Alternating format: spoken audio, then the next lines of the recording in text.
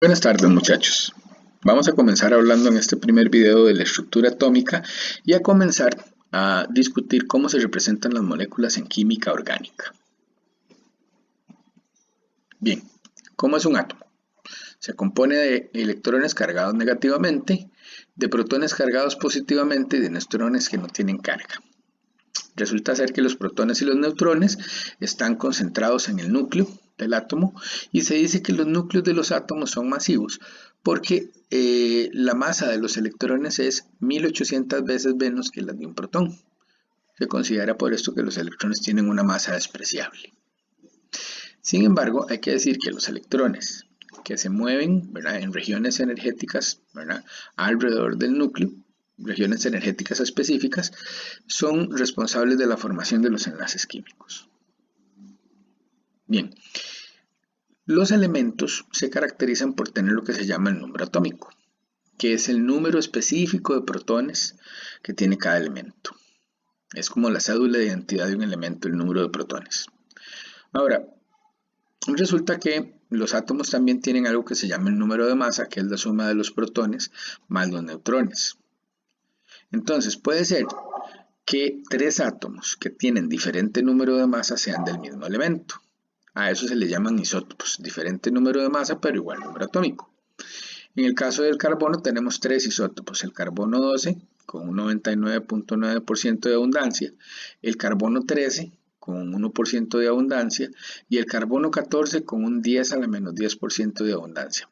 Este último, ¿verdad?, es un radioisótopo que tiene una vida media de 5730 años. Bien, para un elemento específico, el peso atómico es la masa media ponderada de sus átomos. Y el peso molecular es en cambio la suma de los pesos atómicos de todos los átomos para una molécula dada. Bien, hablemos ahora de estructura electrónica. ¿Cómo se distribuyen los electrones alrededor de un átomo? Bueno, lo primero que tenemos que decir es que no forman órbitas con respecto al núcleo del átomo, los electrones. Sí están alrededor, pero no forman órbitas. Ellos se encuentran más bien en regiones, ¿verdad?, de energía específicas. Bien, sabemos del principio de incertidumbre de Heisenberg que nosotros no podemos conocer la posición exacta de un electrón en un momento dado. Sabemos que están en regiones de energía. Bueno, los electrones tienen un carácter dual, o sea, se comportan como partícula y como onda. Entonces, para explicar su movimiento, ¿verdad?, se tiene una ecuación ondulatoria que cuando se resuelve, ¿verdad?, y se normaliza, se obtiene pues una función matemática que nosotros conocemos como orbital, ¿verdad? El orbital es la región de máxima probabilidad para un nivel de energía dado donde puede encontrarse el electrón. ¿Ok?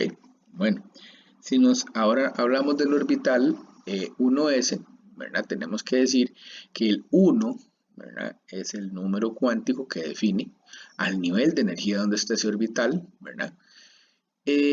Tenemos que decir que el orbital 1s tiene, cuando se grafica, ¿verdad?, una forma esférica, ¿verdad?, alrededor del núcleo, y los electrones se encuentran ahí con una simetría esférica, ¿verdad?, alrededor del núcleo. Entonces, en el nivel 1 solo hay un orbital que es el 1s. Sin embargo, en el segundo nivel podemos hablar de que hay un orbital 2s. Este orbital 2s se diferencia del anterior en que posee una región nodal que también es esférica. La región nodal, ¿verdad?, es una región donde ese electrón del nivel 2 del orbital s no tiene probabilidad de encontrarse. La región nodal, como se puede apreciar acá, ¿verdad?, está hacia el centro del orbital 2s y coincide con el orbital 1s y con el núcleo. Vemos una representación ampliada acá del orbital 1s de lo que sería, digamos, el dibujo de esa región de probabilidad para el electrón y su nodo. Y finalmente, ¿verdad?, una representación más clara del corte. Aquí está el orbital 2s, ¿verdad? Aquí es donde estarían los electrones de tipo 2s. Bien. En el nivel de energético 2, o sea, para un número cuántico 2, tenemos tres orbitales que sí son direccionales, o sea, no tienen una simetría esférica, que son los orbitales p. se llaman PX, PY y PZ porque se orientan hacia los vértices de los ejes coordenados. Como ustedes pueden ver, estos consisten en dos lóbulos, ¿verdad? Uno positivo y uno negativo. Todos los orbitales P van a tener un plano nodal, ¿verdad? Que coincide también con la posición del núcleo. Bien, las funciones de onda u orbitales nos dicen la energía del electrón y el volumen del espacio o de espacio alrededor del núcleo donde un electrón más probablemente se encuentre para un nivel energético dado, ya sabemos, con un número cuántico específico. Entonces, a medida que se va aumentando la energía, o sea que va aumentando el número cuántico, muchachos, van a ir apareciendo otras regiones orbitales. Fíjense. Los orbitales forman capas alrededor del núcleo, un número cuántico n. El orbital atómico más cercano al núcleo, ¿verdad? Donde el n es más bajo, posee la más baja energía. Ok, esto es muy importante. ¿Y qué quiere decir? Que los electrones más cerca del núcleo son los que tienen el menor contenido energético, mientras que los electrones que se alejan del núcleo, ¿verdad? Que están en regiones más alejadas, tienen un contenido energético mayor. Finalmente hay que decir que orbitales degenerados son aquellos que tienen la misma energía. ¿Como quiénes?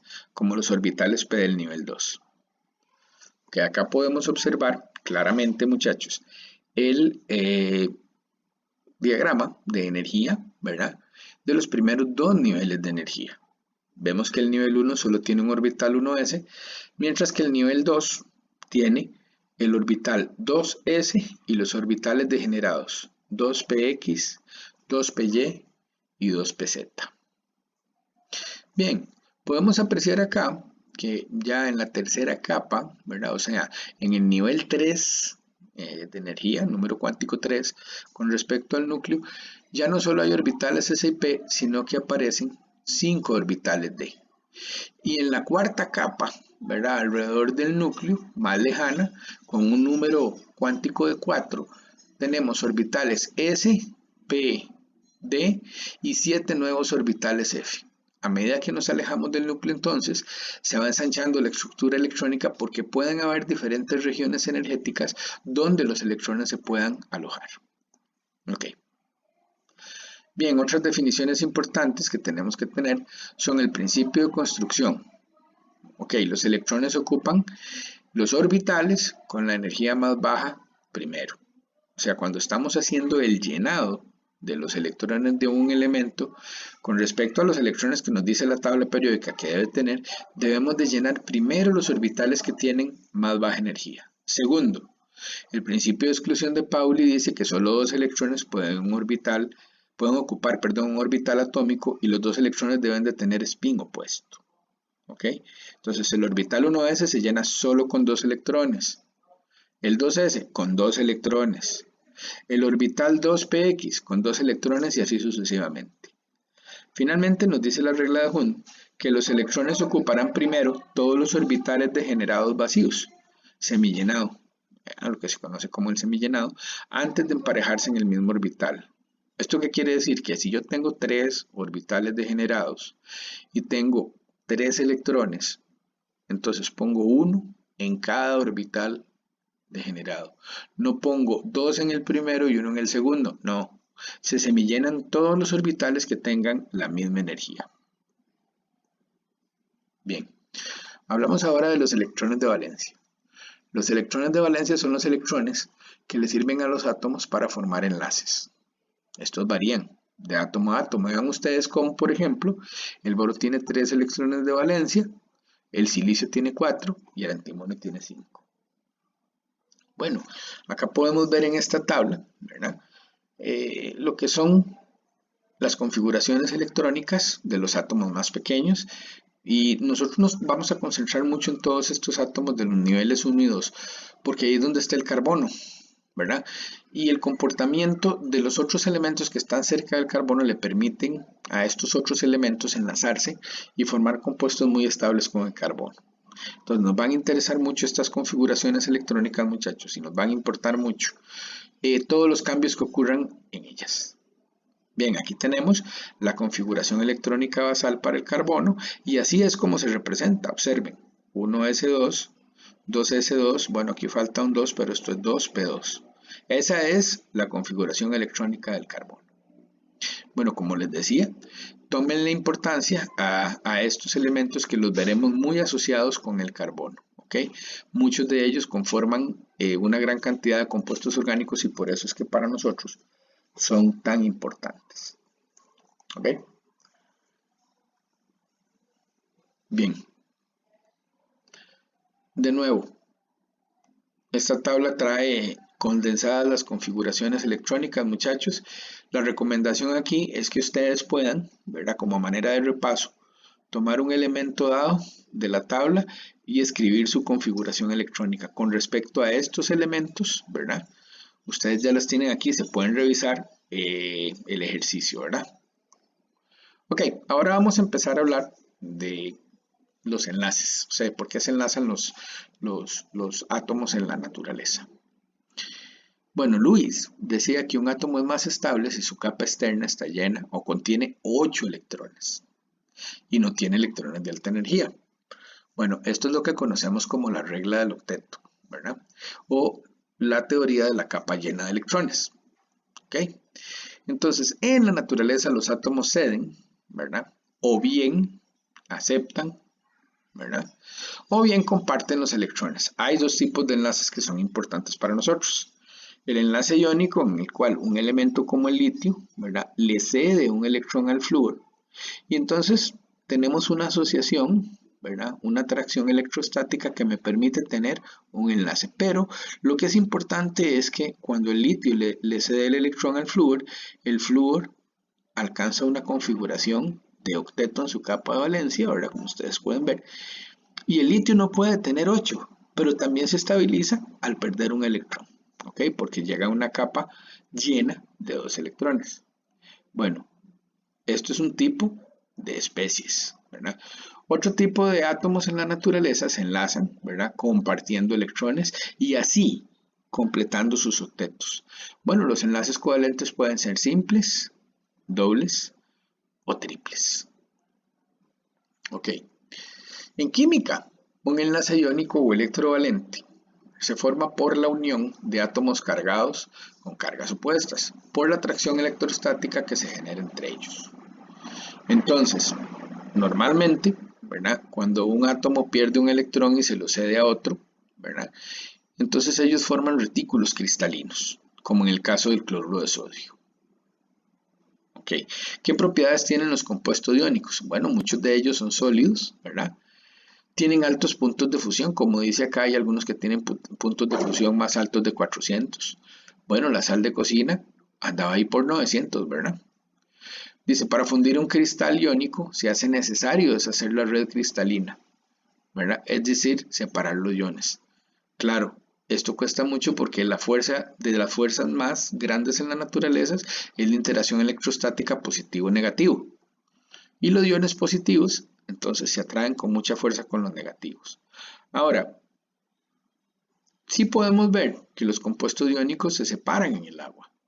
Bueno, nosotros nos acordamos, ¿verdad?, de que esto es posible por el fenómeno que conocíamos como que igual disuelve igual.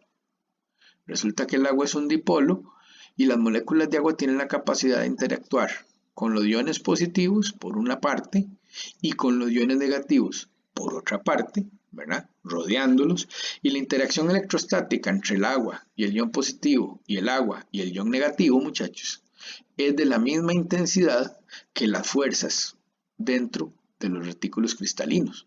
Por eso es que decimos que los compuestos iónicos se pueden solvatar en el agua. Ok, ¿qué más podemos decir? Conducen la electricidad si están fundidos.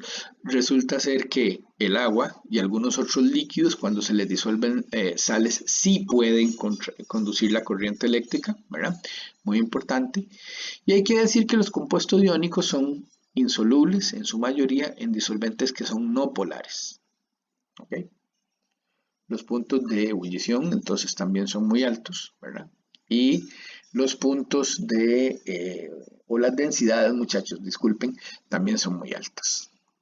Bien, un enlace covalente entre dos átomos o grupos de átomos se produce cuando estos átomos se unen para alcanzar el octeto, compartiendo electrones de la capa de valencia. Bueno, el enlace covalente es no polar cuando yo tengo un reparto equitativo de los electrones, por ejemplo en la molécula de hidrógeno. Debido a que los dos hidrógenos manifiestan la misma electronegatividad, propiedad de la que hablaremos en un momento, pues compartirán por igual los dos electrones del enlace. Lo que no pasa, por ejemplo, en la molécula de fluoruro de hidrógeno, donde el flúor es muy electronegativo y el hidrógeno, por su parte, es menos electronegativo. Entonces, en el enlace entre estas dos especies, lo que nosotros veremos posteriormente es que el flúor va a tener una carga parcial negativa, este flúor, y el hidrógeno una carga parcial positiva.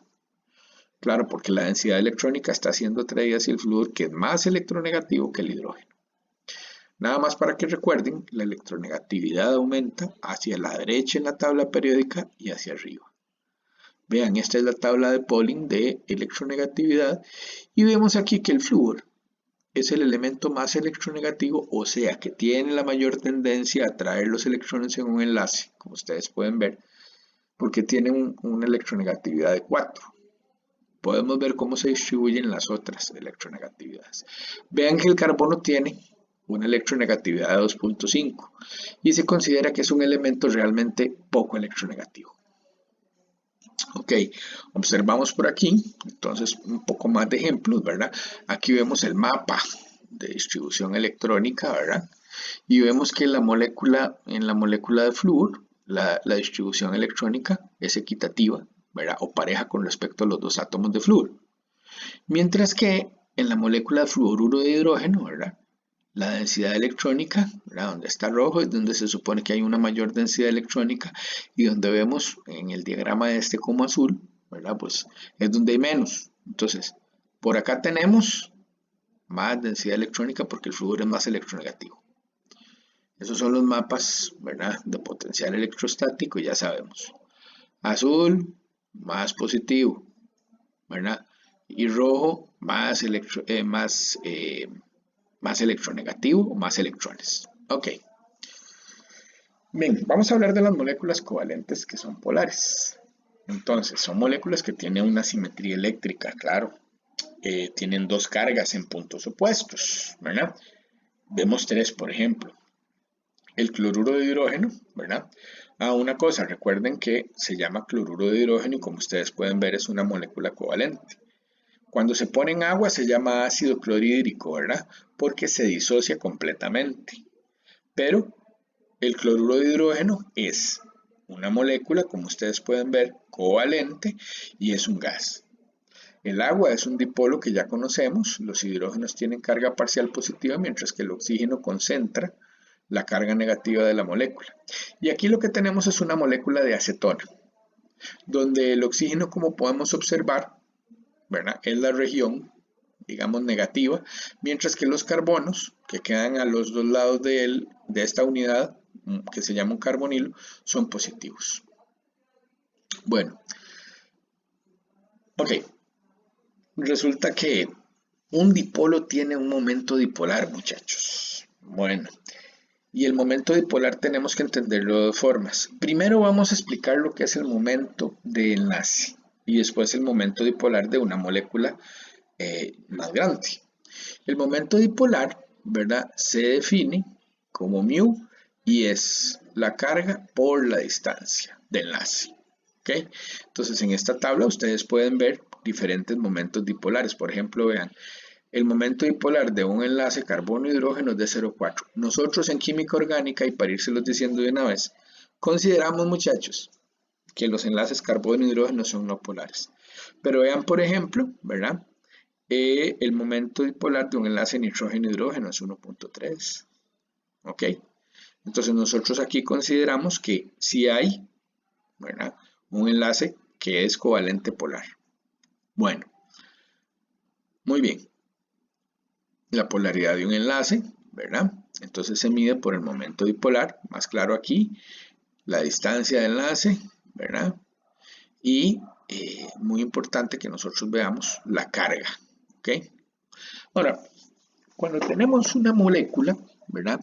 el más grande, cuando ya no solo hablamos de un enlace, muchachos, tenemos que decir que el momento dipolar de esa molécula específica es la suma de todos los momentos de enlace, que por cierto, como ustedes pueden observar acá, se dibujan, ¿verdad? Comenzando, ¿verdad? En el átomo que es positivo, ahí comienza el vector, y termina en el átomo que es negativo. Bueno, estos son vectores, muchachos. Tienen magnitud, dirección y sentido.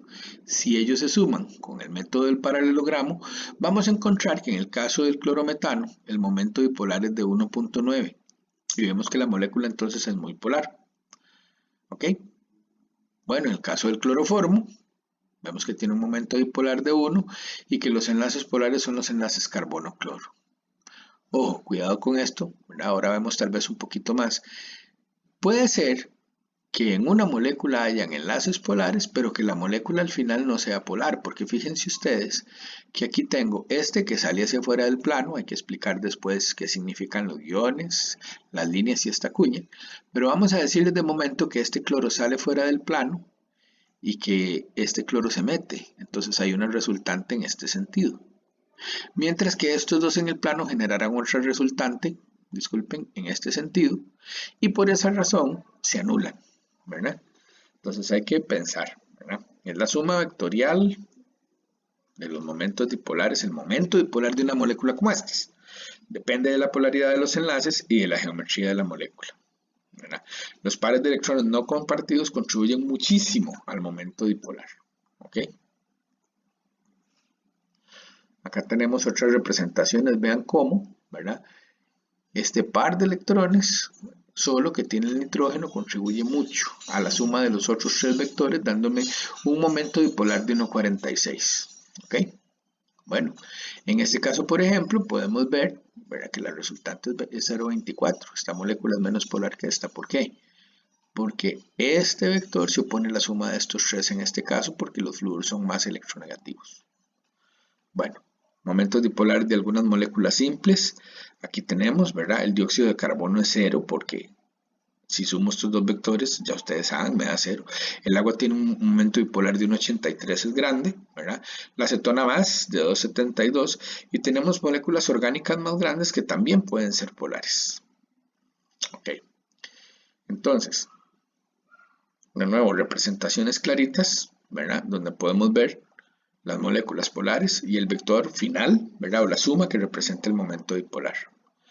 Cuidado, ¿verdad? Una molécula puede tener enlaces polares y no ser polar. Bueno, muy importante. Vamos a decir, o cuándo vamos a decir que un enlace covalente es polar, ¿verdad? O cuándo vamos a decir que es no polar.